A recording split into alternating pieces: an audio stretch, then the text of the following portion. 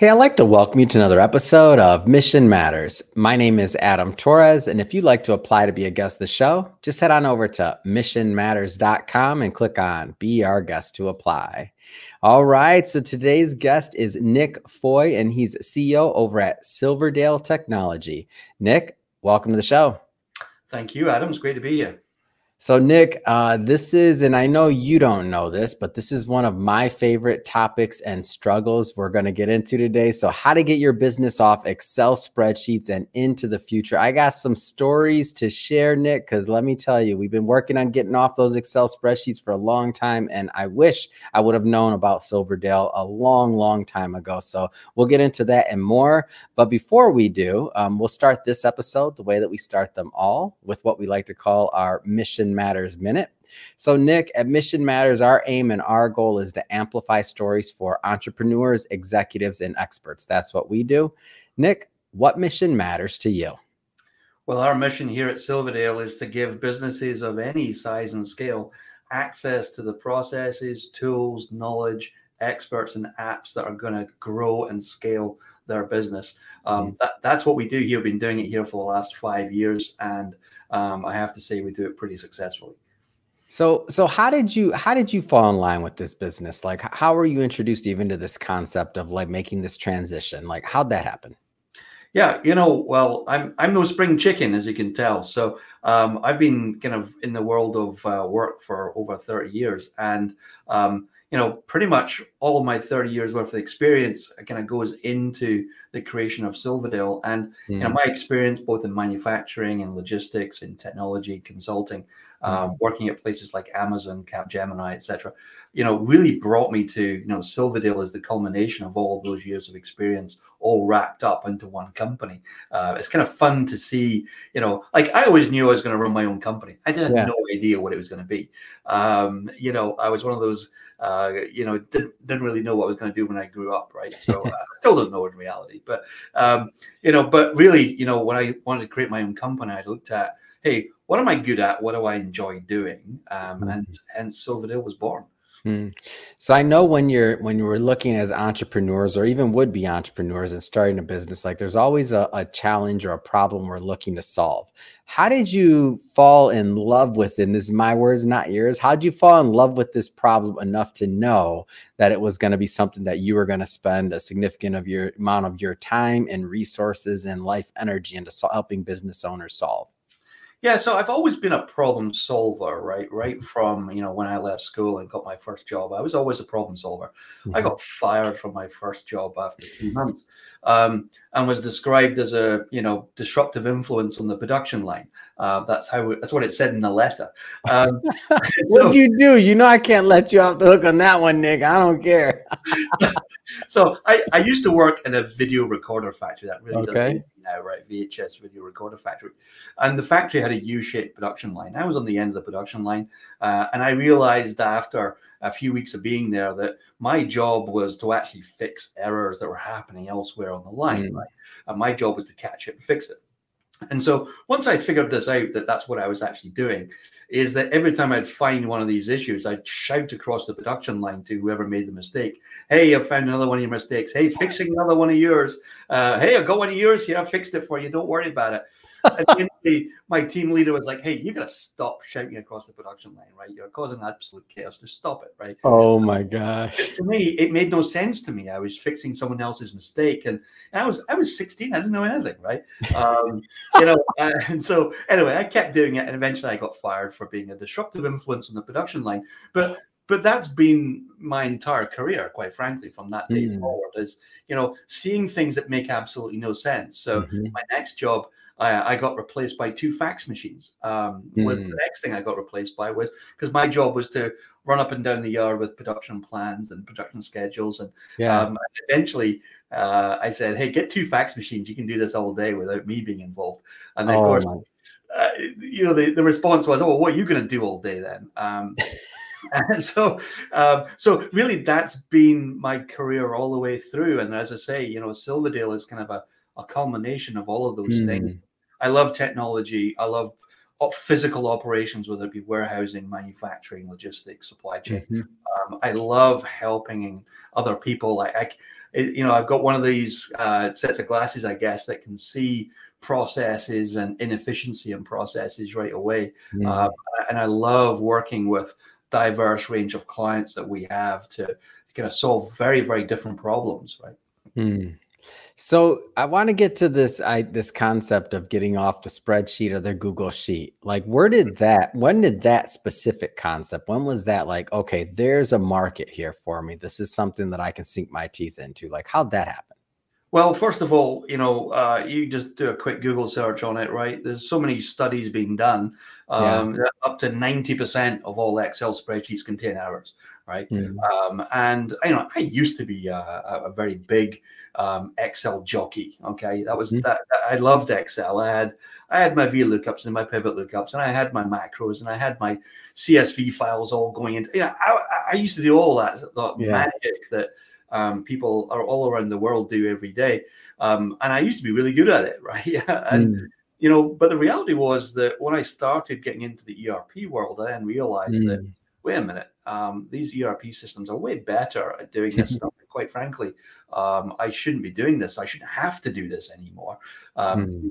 and just that inefficiency of exporting data in the right format and then being able Yeah. to put it back into Excel and do analysis on it, you start to realize this makes no sense, right? And so, Mhm. like back in my Amazon days, we ran a project called Project Mega, right? Mm. Mega stood for Make Excel Go Away, right? And that's kind of been a mantra of mine now into Silverdale is, hey, let's find out what the client's using Excel for, right? Whether it's Mhm. Excel or Google Sheets, doesn't really matter. But the concept is the same. Like, why are you feeling the need to export this data from whatever system it is you're Yeah. using?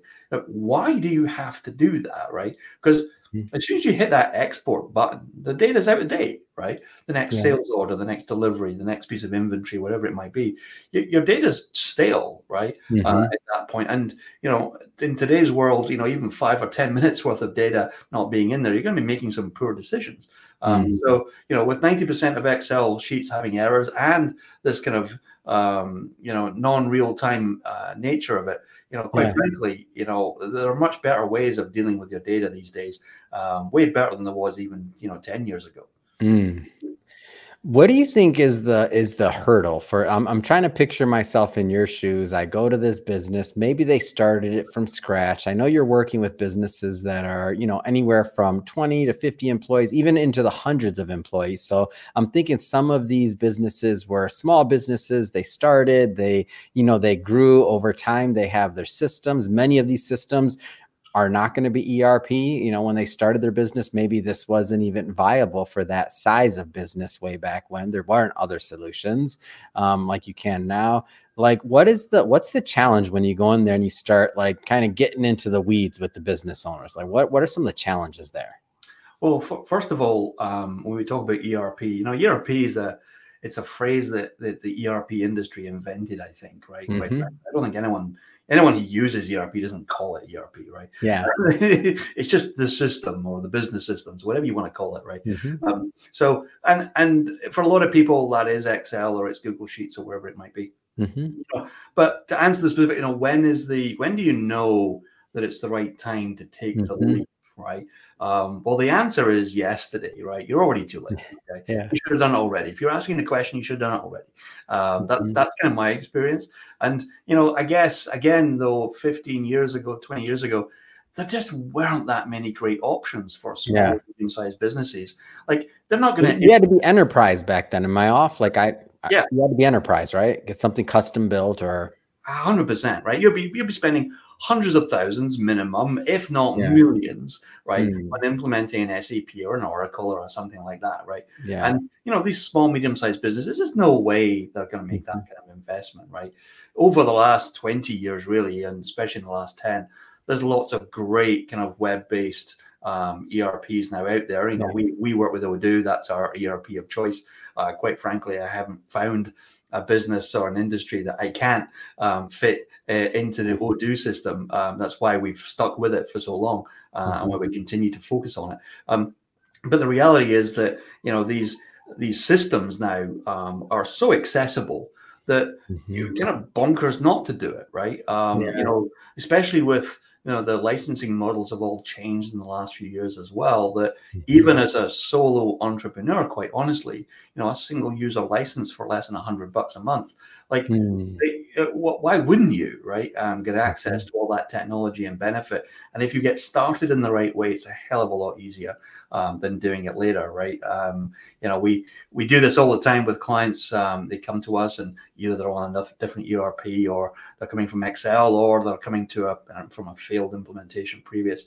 You know, and taking them through a very structured methodology is a very safe, predictable way of them doing it. Because, Mm. you know, there's another frightening statistic out there, unfortunately, that, you know, 75% of all ERP projects fail to meet their original objectives. Now, Mm. again, if you're a small, medium-sized business, and if you've got a 1 in 4 chance of being successful, like, where are you going to put your money? And it's not in an ERP project. Yeah. So that's been part of our mission at Silverdale, is really making this process much more predictable and reliable, so that people can actually make that investment and get the benefit. Mm, that's interesting. And what does it look like to, and I know this is gonna change from business to business, size of business, industry, what kind of things they're currently using, you know, Excel or Sheets for, but just, you know, high level, if you can walk us through maybe some of the methodology, like what does it take to actually, you know, get off of these Excel sheets or these Google Sheets and into something superior? Like, what does that look like, that process? Yeah. So again, this is you know, the ERP industry has been very poor at Mhm. doing this. Quite frankly, the industry itself deals in some very modern software, but operates on some very old techniques, Mm. which, quite frankly, just don't work in today's world and don't work with today's technology or today's Mhm. workforce. Okay, so you know, there used to be this old adage of, you know, build the system around your own processes, right? So Yeah. establish your processes first, and then massage the system around that so that it can adapt to you. Quite frankly, that was a stupid way to go. I don't know why the Mm. industry ever thought of that. I don't know why people still say it, quite frankly. Yeah. You know, it's such a bad way of getting your ERP system up and running. Mhm. You know, our approach, again, has been all about, you know, predictability and repeatability, right? Mhm. And so we've found over the last, you know, 5 years at Silverdale, but over the last 30 years, the reality is that for most companies, most of your business processes Mhm. actually aren't that different from business to business. You know, when you think about it, everyone buys stuff, stores stuff, makes Mhm. stuff, sells stuff, wants to send an invoice, pays their vendors, one that Yeah. gets a P&L and wants a balance sheet. Well, guess what? You're no different from the building next door, the business opposite you, the one the next town over, right? Mhm. And so what we've done at Silverdale, which is a bit different, is that we already have a library of all these business processes that work in Odoo, right? So we've already Mhm. done all that work, okay? So instead of coming to you and saying, hey, can you tell me how you do it and what you need, okay, Mm. which is the traditional approach, our Yeah. approach instead is to come to you and say, hey, here's how you can do this in standard Odoo plus some of our apps. Why can't you do it like this, okay? Mm.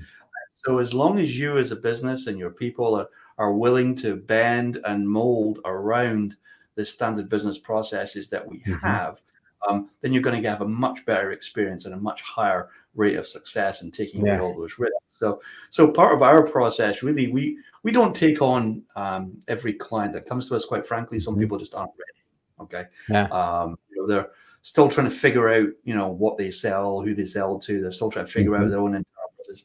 No ERP in the world Yeah. is going to compensate for a poor business process. Okay, so Mhm. if you're wanting to implement an ERP because you think it's going to fix all your business processes, Yeah. trust me, it ain't. It's going to make things worse. Okay, Yeah. because it's going to try and enforce a process it thinks is in place. So the first thing is get your business processes sorted, and if you're Mhm. working with us, use our business processes, right? Because we know they Mm. work.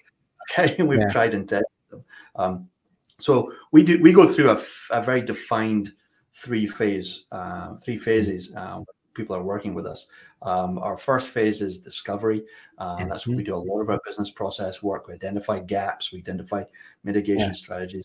And then the second phase is design. So that's when we're actually doing the work, doing all of our user training, our UAT, and training our super users, getting our hardware on site, getting that all set up and ready to go. And then the third phase is deliver, where we actually do the transition to go live. And then, very important, from day one onwards, of course, is the support and ongoing maintenance and making sure that things are sticking. Yeah. And what are this process side, when you say use our processes, like talk a little bit about that. Cause I feel that's kind of some of the hidden value to the company that you do choose to work with, whether it be Silverdale or otherwise, but talk a little bit about that. Yeah, absolutely. So we've identified, we've actually got, I don't know how many it is now, but it's thousands now of business processes that we have. We have what we call standard business processes. These are things that work out of the box, okay, without any modification whatsoever. And that business process will be something like, for example, will be, sales invoicing, for example, or sales quotation, or bank reconciliation, or, could be production, could be something like that, right? So what we've done is we've structured this into what we call work streams, such as order to cash, purchase to pay. Some people will be very familiar with those kind of work streams. Underneath each work stream, we then have processes, okay? And those processes, we have them in process maps. We have user documentation that goes with that. So training, FAQs, best practices. We have training videos. We have all sorts of things around these business processes. So again, if you came to me today and said, hey, I want to implement an ERP and I want to do great, fantastic. Like I've got everything available off the shelf to get you going, right? Yeah. Like we don't have to spend the first 3 months figuring out what your process is. As long as you're willing to, adapt and mold around our process, right? Then again, you're going to have a very stable and very quick and very least risky implementation. Yeah. You mentioned if someone doesn't have their processes, let's say, kind of down for certain things, to like that, ERP may not be the right fit. When have you found that, other than that, maybe that it might not be the right fit? Are there any other scenarios? Just because I know there'll be a lot of people watching this, and some of them have been thinking about this for a long time, and now this is kind of like front of mind again. Are there any other scenarios where you're like, that's probably not the best timing?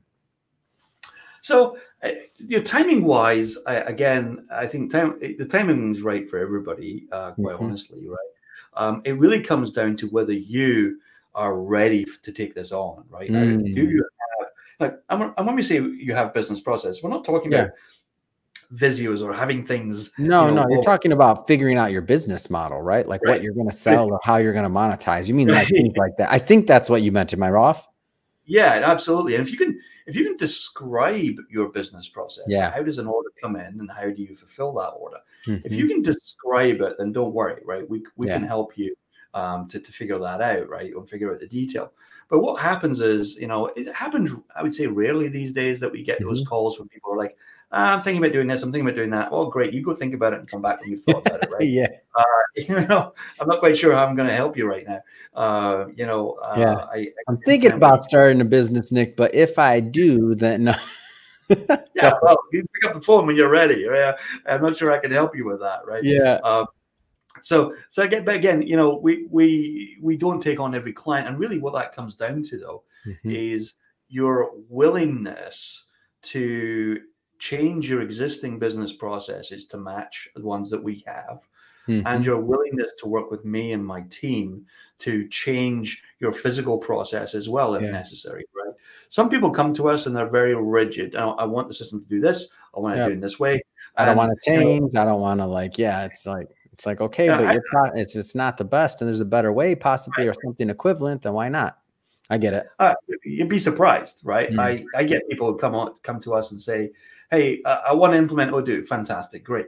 Can you make it look like this? Well, hang on, that's QuickBooks. You want me to make Odoo look like QuickBooks? We'll use QuickBooks, right? What are you coming to me for, right? Like, don't come to me with those sorts of things, because that's silly, right? You're just going to waste my time, waste your time, waste all your money. I'm not going to do that to you. Yeah. But and you'd be surprised at some of the things that people come up with. But again, what we say is that out of the box, Odoo is going to be 70% ready for your business. Okay. Don't expect it to be anywhere near 100%, but 70%, because the system vanilla, when you first sign up, they don't know who you are, what your business is, right? So they can only make it as so generic as possible, right? So it's about 70% ready out of the box. Over the last 5 years, we've built our Silverdale apps that sit on top of the core system and add additional functionality. That's based on our experience of working with clients, where everyone asks for the same thing. So guess what? We just build it and make it available, right? And we call that Silverdale app. That gets you from about 70% up to about 90%, right? Wow. And that last 10%, okay, is what you really need to focus on, okay? And it's that last 10%. And I would reckon about half of that 10%, so five points of that, right, is going to be the things that really make you unique, right? So it's a unique way you make your product, or a unique way that you sell, or a unique way that you support your customers, right? And so identifying that 5%, the stuff that makes you, the stuff that makes you stand out from your competition, that's where you want to do your customization. That's where you want to spend your money, okay? Not on the other 90%, right? That quite frankly, you shouldn't care about, right? You'd be surprised at how many business owners talk to me about their P&L. Oh, can I make it in, move this one here or move that? Like, why do you care about that? You don't sell P&Ls, right? Go figure out don't worry about how the P&L looks. Go figure out how you're going to sell more product, right? And make your product better, right? Go figure that out. Go spend your time and energy there, right? And so, get yourself to about that kind of 90%, and then we can have a proper conversation about customization to get you to 95. And that last 5%, Adam, you're never going to get there. Accept it, right? That you're never going to get 100% in your ERP. There's always going to be something that you're going to use Excel or Google Sheets for. There always is, okay? And if you try and make it perfect to get to 100%, you're going to disappear up your own backside quicker than you can say, Silverdale, because, you're just focused on all the wrong things now. Okay. You're letting perfection get in the way of great. Yeah. No, I love it. And it makes perfect sense. And for those that, I guess, when we think about you're scaling a business, and you're thinking about, like, as that business gets to different amounts of employees or otherwise, like, this is one of the things that the sooner you have this in place, or something like this in place, the easier it's going to be for you to scale that business. Because when you get to a certain point, like, you're going to have a mess on your hands, depending on the business, depending on what you're doing, and whatever that point is, 50 employees, 100 employees, 150 employees, but whatever whatever your threshold is, maybe it's not employees, maybe it's quantity of orders, maybe it's other things. I don't know. Could you talk on that a little bit, like, from your experience, on what this does when, like, after, what the road looks like after all of this stuff's in place? Because I feel like we spent a decent amount of time on, like, how to do it, maybe some of the headaches involved with doing it, because everything takes a little bit of time, right? Everything takes a little bit of time and effort, and of course money, that's a given. But what does the other side look like, or what can it look like? Yeah, so I'd say a couple of things to that. First thing I'd say is that, when I'm working with our new clients who come on board with us, I tell them that, doing this kind of work, it's like going to the dentist, right? No one particularly likes it. It's going to cost you a lot of money, right? But you'll always feel better afterwards. Okay? And so that's how I tend to sell it. I'm not a salesman. You can probably tell. I can see nobody says it's like going to the dentist. Your sales team is cringing right now, like, Nick, we got to get you another line. No, go ahead. Erin, who's my sales director, she's going to be listening to this. She's going to be like, "Oh my God, I've got to stop Nick getting on sales calls. This is not going to help." But I'm a fairly kind of open and honest Scotsman. So but that's what it is, right? There's no point. There's no point saying to someone that, hey, it's all going to be fine and dandy, and it's all going to be rainbows and flowers. It really isn't. Okay. It's stressful, and there's going to be some arguments. There's going to be some tension. There's going to be some tears sometimes, right? Because this kind of change, and this is another thing about our organizations, are they ready for this type of change, right? Are they Mm. robust enough? Are they have good communication channels? Do they have good employee engagement, right? Yeah. These things really matter to have real good project success here. This is not, the reality is that technology is the technology. Mhm. 70% out the box, get another 20% from our apps. They're already Yeah. built, right? Yeah. This is not a technology project, okay? Mm. This is a business It's a great process and point. Mhm. management project, right? And if you've got your IT team running Mhm. your ERP project, trust me, you're doing it wrong. Okay, this Yeah. is not an IT project. Okay, and it's so counterintuitive to some folks, but when you actually think about it, it's true, right? Mhm. This is all about business process and change management, right? Yeah. That's what this is about. So I've forgotten your question. I've been rambling now. I forgot what you asked. Yeah. No, no, I think you got to it, which is like, what does the other side of it look like? Like the Okay. other side of the rainbow, like we're done, everything's implemented. Like now it's, we can move forward, right? This is because I started talking about dentists. So, so the important thing to realize here as well, right, is that, again, try not to think of this as a project. Okay. Like an Mm. ERP implementation is never really done, right? Mhm. Because your business isn't static, your products aren't static, your Yeah. clients aren't static, your markets aren't static, right? So an ERP project's never really done. Okay. And Mhm. that can come as a bit of a surprise to people. We try and make that point that, look, Mhm. we're going to be with you for at least the next 20 years, right? And someone's Mm. like, oh, no, I want you to do the project and go away, right? It's like, it doesn't really work like that, right? Yeah. You're always going to need something. There's always going to be that something. There's always maintenance. It's like having a car, right? It's Mhm. going to need maintenance. If you don't maintain it, on some sort of schedule, then guess what? It's going to schedule it for you, and it's going to be at the most Mm. inappropriate moment, right? In the most inappropriate way. Yeah. So, we try and make that point to folks that this is an ongoing thing. So for us, for example, go live day one, which is a key milestone in our projects. Mhm. The reality is you're only halfway through. Okay, at that point, you're not done, right? You got a long way to go yet, right? We've got Mhm. early life support. We've got our health checks that we do for 3 weeks after go live to make sure everything's good. We've got those daily stand-ups, daily check-ins that we Yeah. do with clients. We continue with those. So even months after go live, right, we're still doing Mhm. daily check-ins to make sure, hey, everything's good. Because again, this is not a technology project. So now Yeah. we're looking at things like, what is the user adoption like? Okay. Are Mhm. we still using the things that you spent your hard-earned money and effort on, right? Are Yeah. those still in place? Or if people start reverting back, okay, to the old ways of doing things, right? Mm. And we've had that before, right? We've had clients who have implemented, and we all go, "Hey, great, wasn't it? Great job, everyone." Pat ourselves on the back. 3 months later, you go in and you go, well, I see no evidence what any of Yeah. the work that we did happened, right? And people drift, right? They drift back to the old ways of working. So, it's really important to keep that change management, Mm. that reinforcement going well beyond the go live date.